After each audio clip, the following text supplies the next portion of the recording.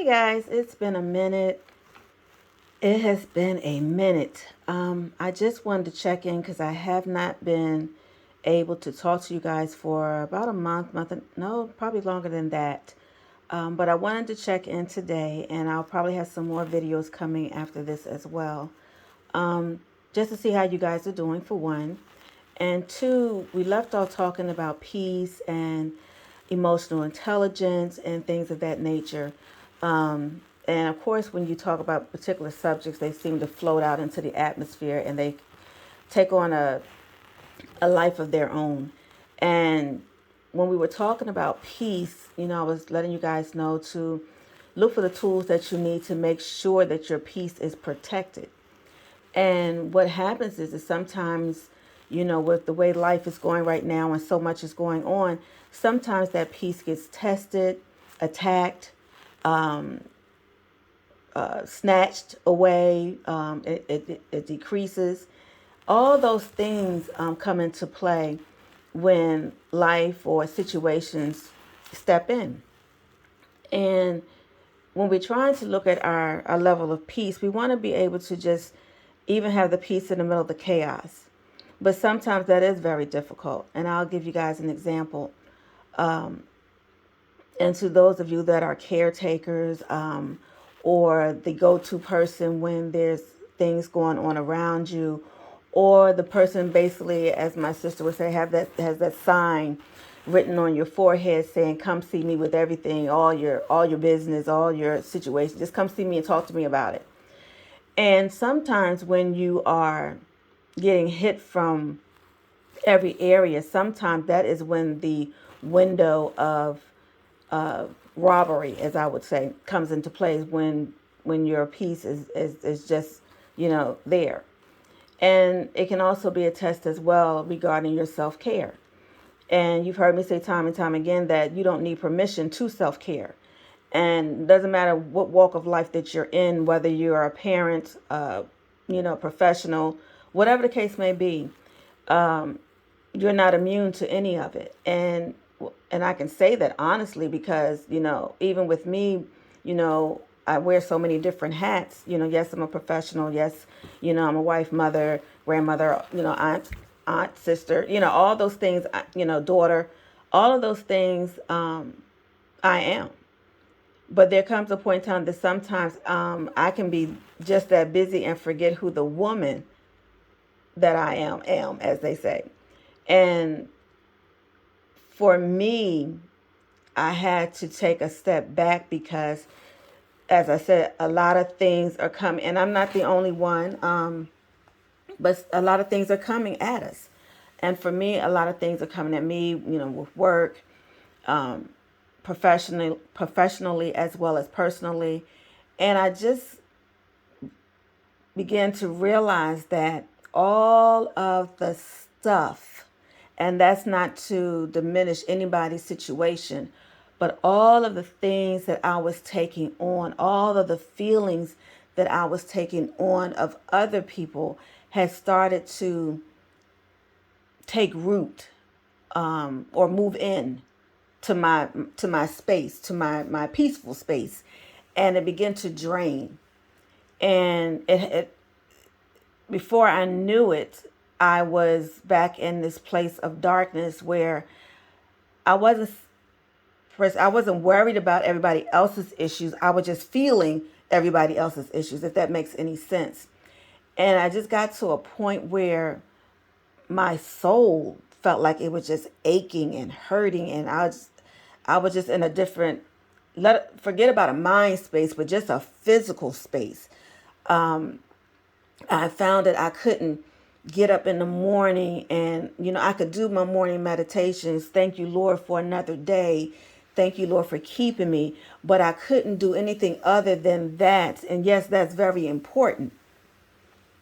And I was praying, God, I can't hold all of this. I can't deal with all of this.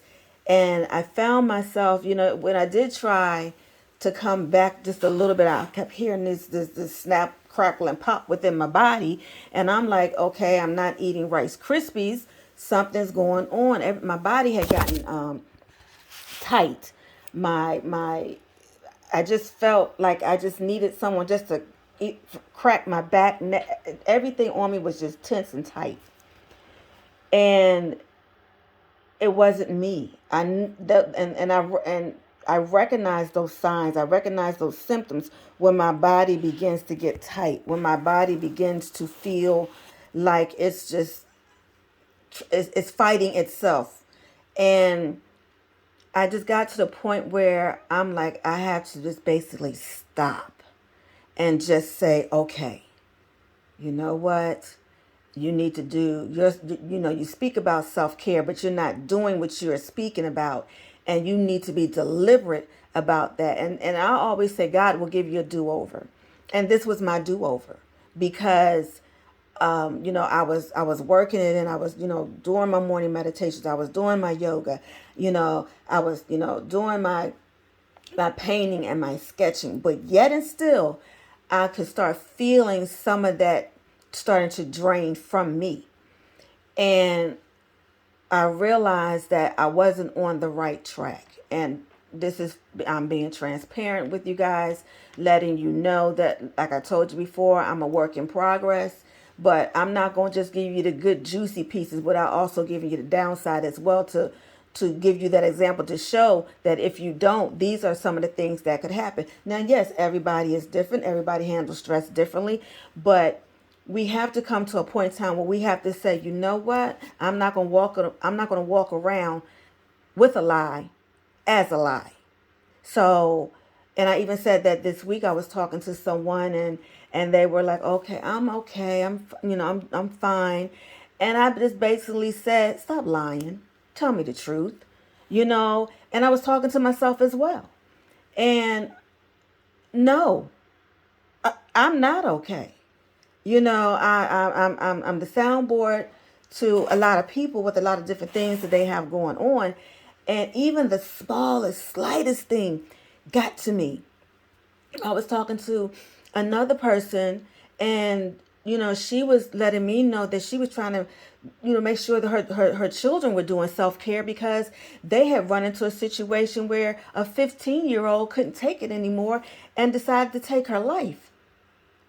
Now, mind you, I don't know the family that this has been a massive trauma for, but I took it down deep, so far deep that it just ignited a domino effect of emotions and feelings within me, where I spent a day just weeping and crying, because I kept seeing in my head and in my mind this child running, but she was running for her life. And the way she was running for her life, for her, was to end it, because her light had gone out. And I felt it, not just as a mother, but just as a being, as a person who knows what that feels like when you're being bullied to the point where you just say, enough. I've had enough. And when I say I took it on, I mean, if someone called me, I was crying. If someone said something to me, I couldn't digest what they were saying. And I was talking to and I texted my sister, and I told my sister what I was feeling, and telling her, I can't do it anymore. I'm tired. I'm done. I can't take everybody's stuff. I got to handle my own stuff. And she said one word, and it was balance. And my light started to flicker a little bit. That one word of balance. And she said, Neat, you're called to help people. You're called to deliver different messages to people. You're called to give people hope.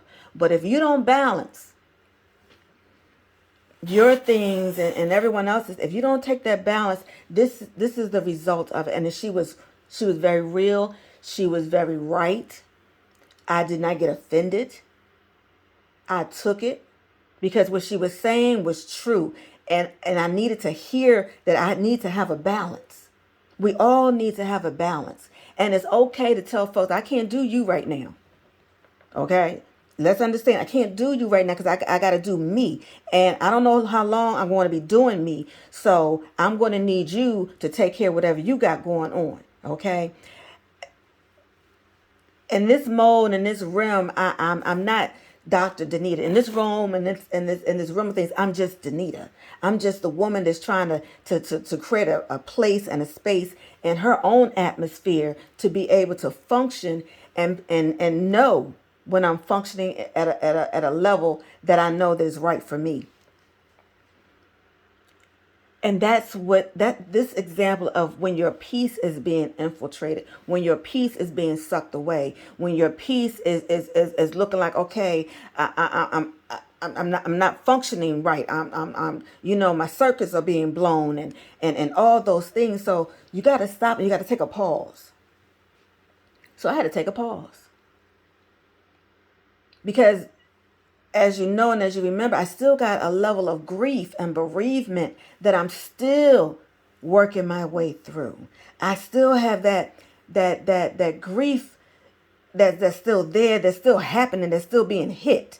And I still have stuff that I got to take care of and deal with. And that is why I talk about therapy. That is why I talk about counseling. That is why I talk about mental health and understanding when you get to a point where you know that you got to go talk to somebody to help you through this process. These are where the things come from when you are bold enough to admit, I need some help in this area. I can't continue to compartmentalize certain things if I'm not going to deal with that department or that compartment that I put it in. So it's okay to it's okay to put it in that section. Okay. And I'm gonna let you guys know that none of this is gonna be edited. I'm gonna give it to you just like this. No, you're not. And we're already 11 minutes and 53 seconds in, and you don't even see me purposefully. Okay. Because I want you to be able to concentrate and to hear what I'm saying.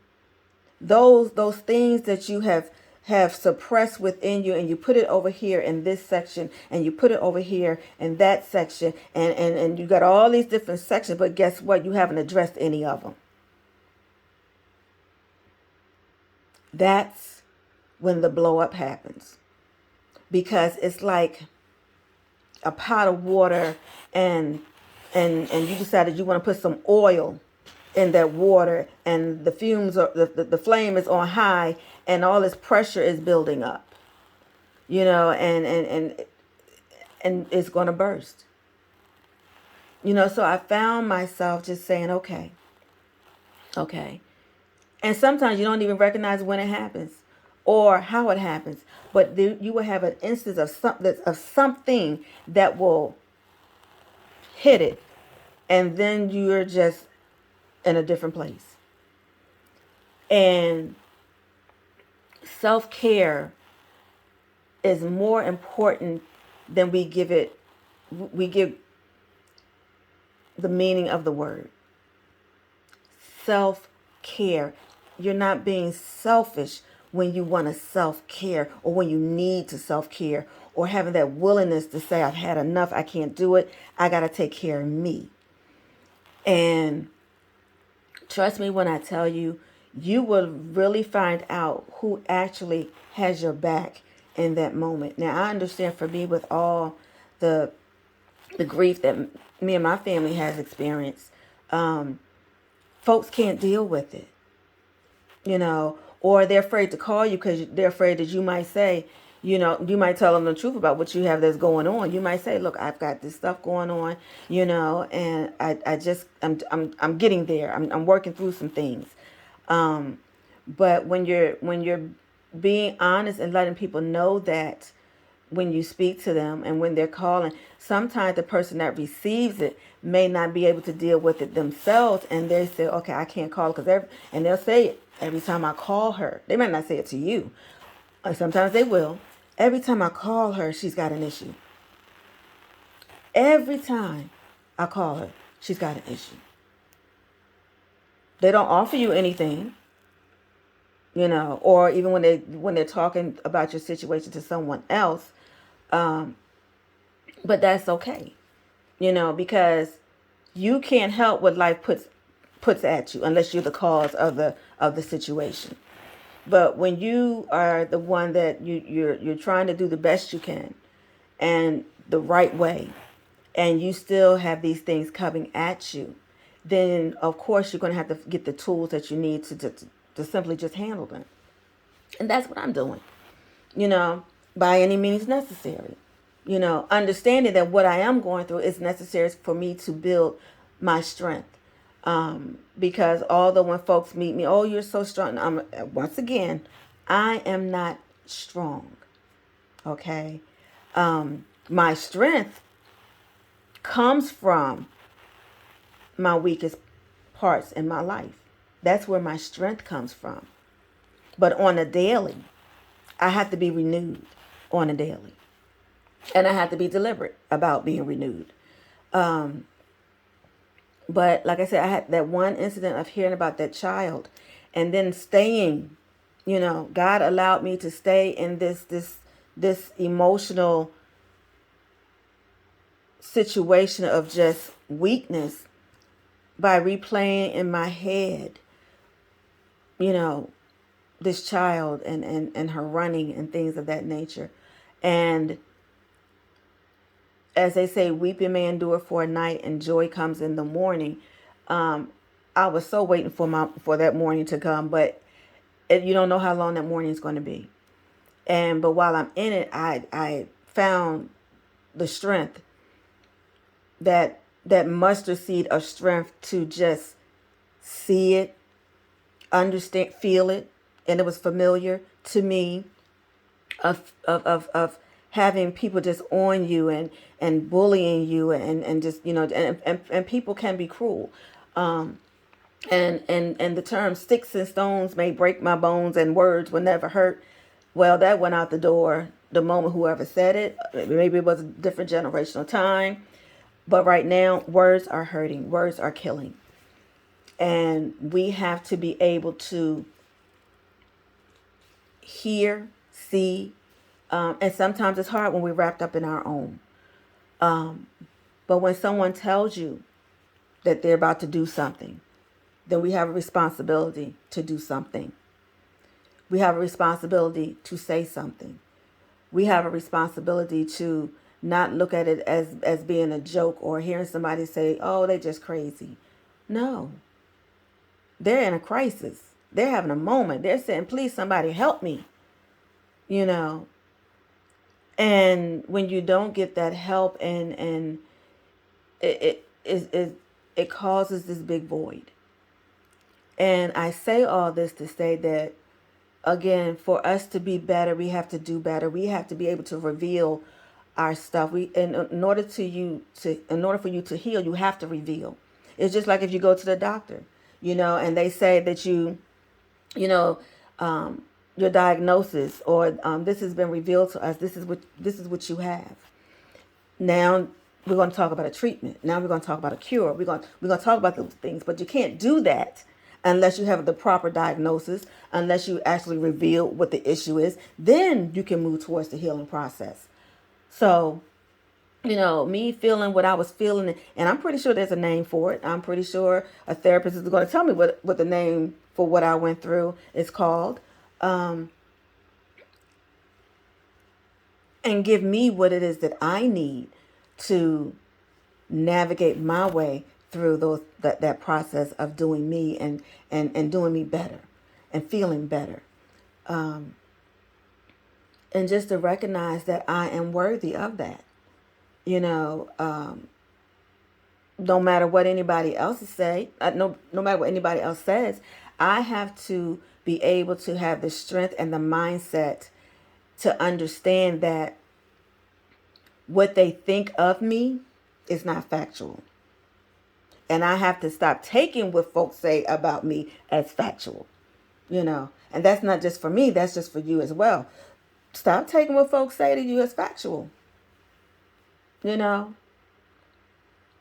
And let me clarify, when they're saying that in such a demeaning and deliberate way of just saying that you're this or you're that, or, you know, you're fat, you're ugly, you know, you're flat chested, you're big boobs, whatever the case may be, talking about dudes in your kind of way, you know, you're this inch or that, all of that. Yes, I'm being blunt about all of that.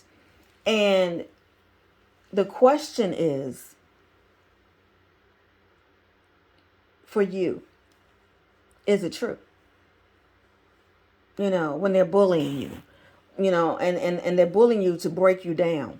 They're bullying you to make them feel better, and you just have to say, that's not so. I got teased, and me as being grown because of the shape of my body, and, all these things, or teased as a little girl, or you have peasy hair and, or, because I, did things differently than some people, I was labeled this or I was labeled that, and as I got older and start, watching the world, as they say, watching and seeing what the world was doing, and looking at what their definition of beautiful was, and if your hair wasn't curly or whatever, if it was kinky and coily, you was labeled one thing, and if your body wasn't shaped a certain way, you was labeled another thing, and but who gave you that definition? Who says that?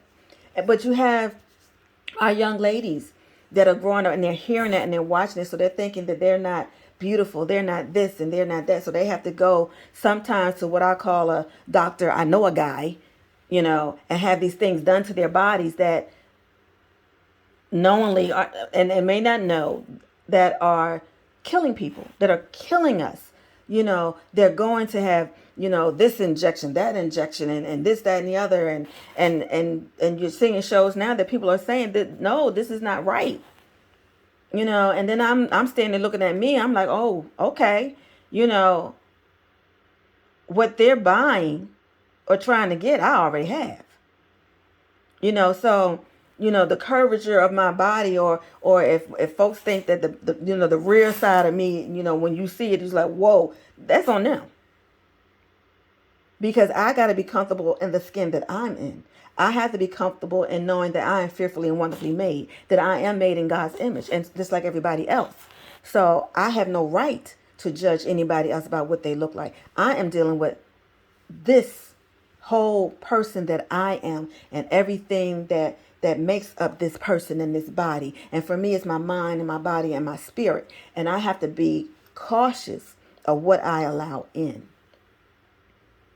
And you have to be cautious of what you allow in. If it's not feeding you, growing you, it's got to go.